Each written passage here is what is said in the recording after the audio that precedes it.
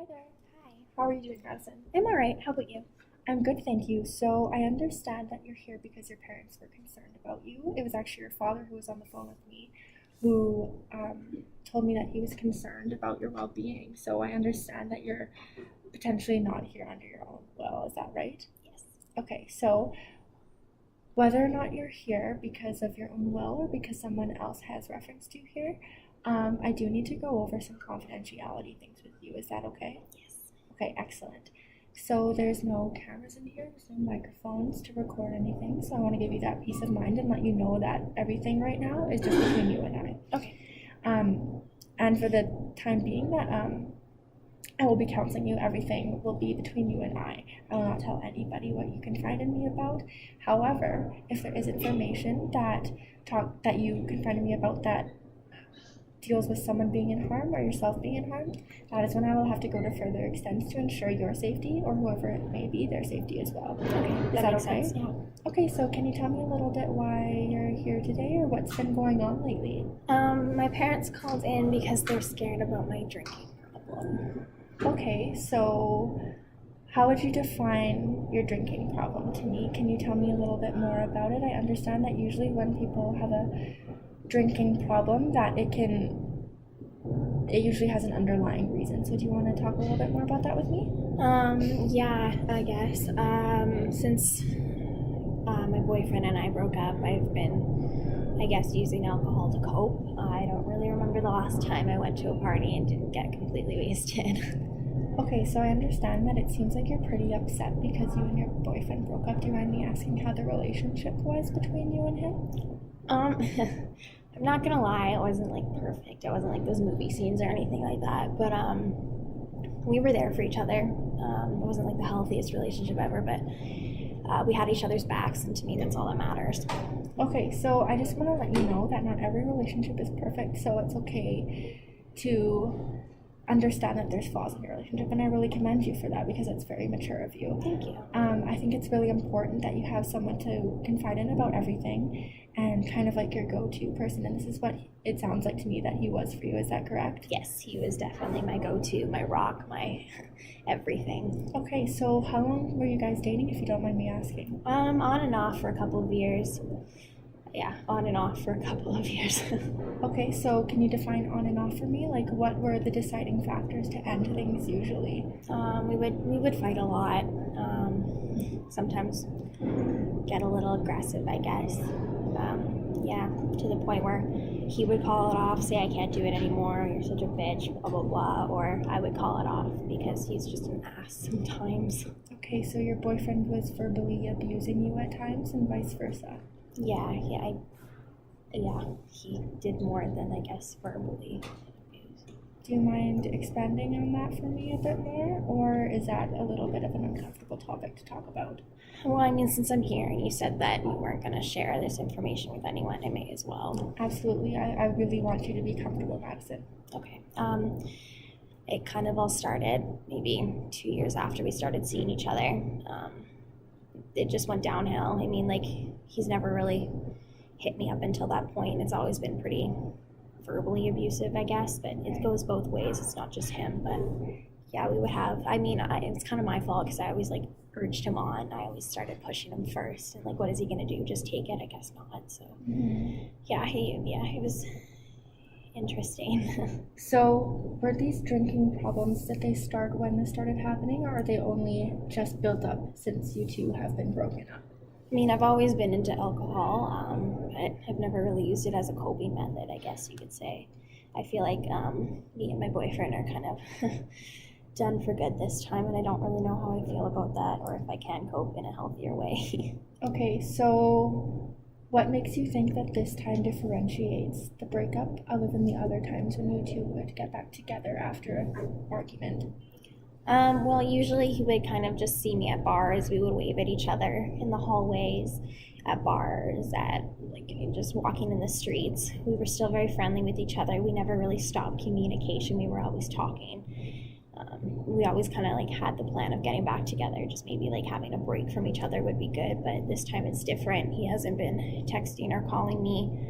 I don't know. I think he's really done with me.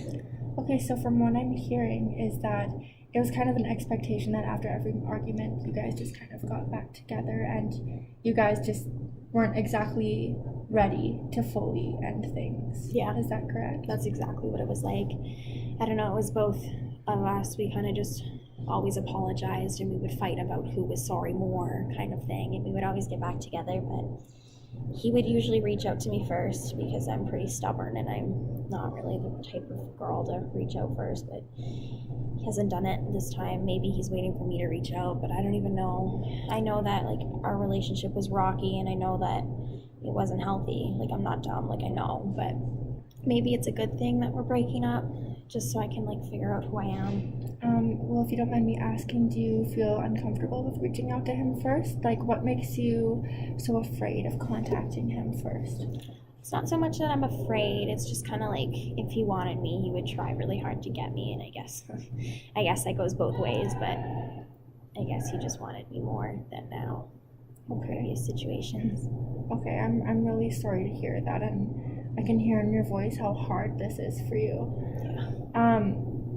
So what right now for you would seem like the most ideal situation? Because I have an understanding that you almost, it sounds like from what you're telling me that you almost wish you guys could get back together, but you also are questioning whether it's a good idea or not. So maybe we should discuss what pros and cons of it are. So could you tell me some things that would be beneficial for getting back together for you two? He knows everything about me. My parents really like him. My younger sister really, really likes him. He's like a dad to her because her biological father isn't really around. Okay.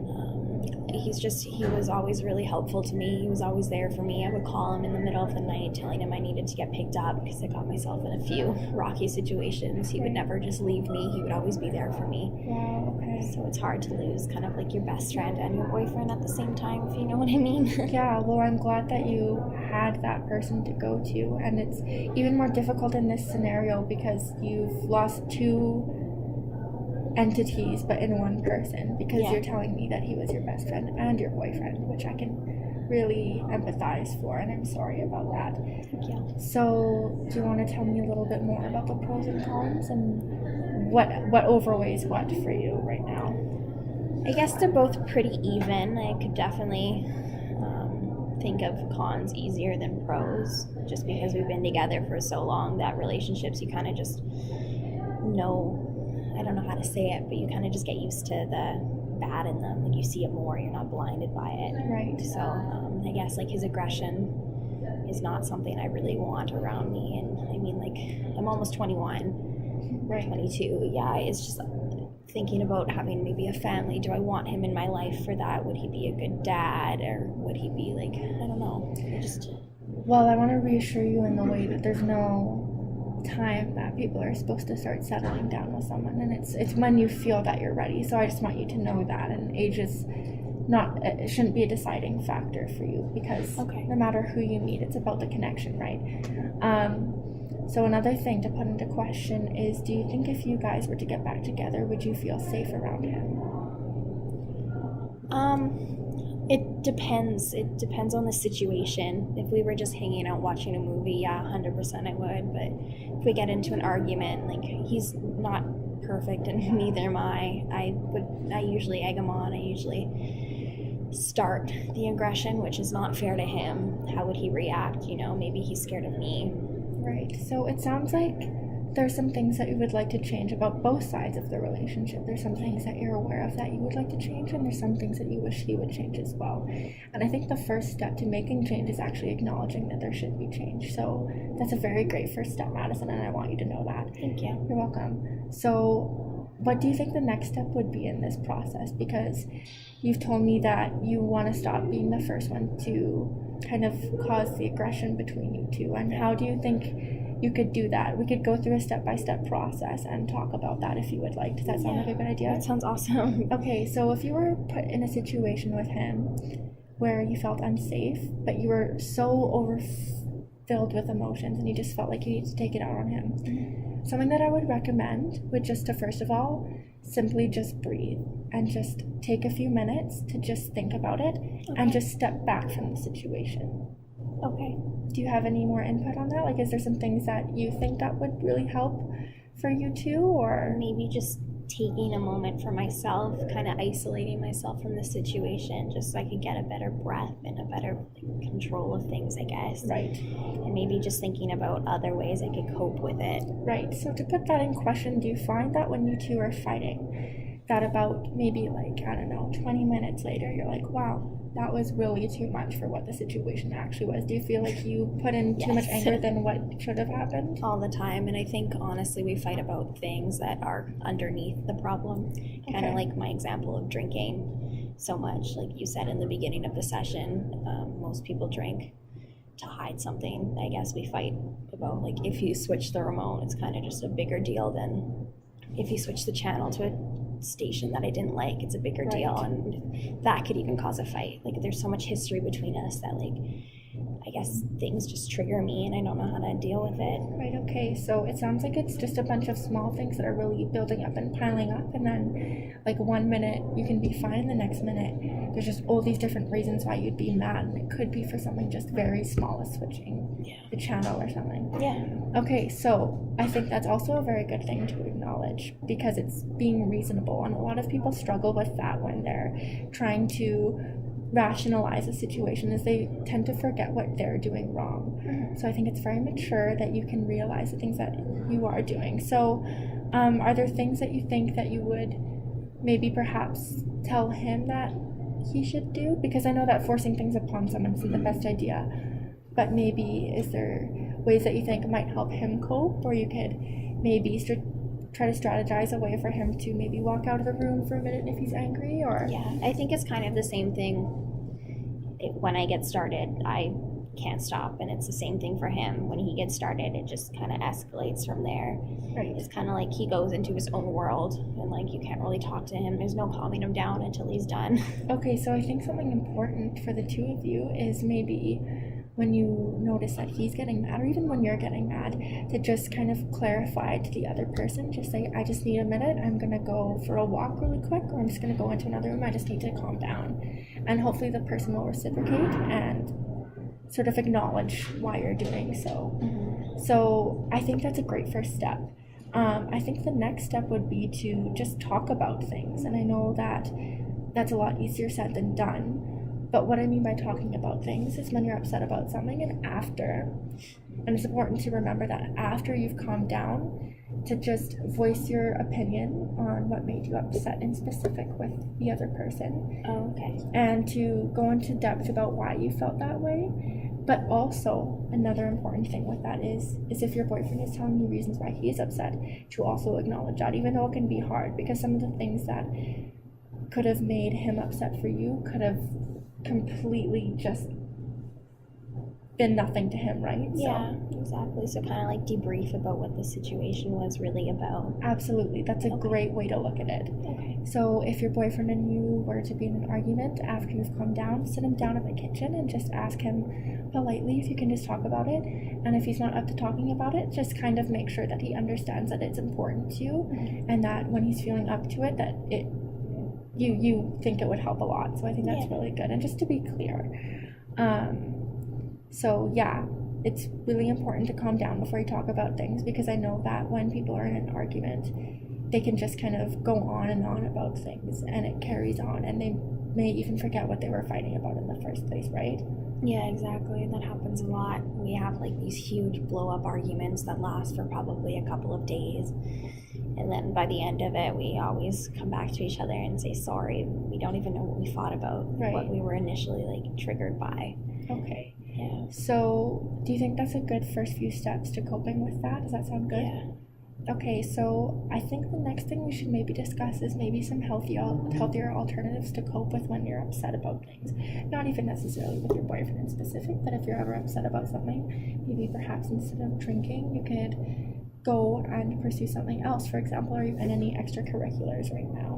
I used to play soccer at the school. Awesome. So do you think that's something that you might still enjoy, or are you trying to find something else around a different path, or?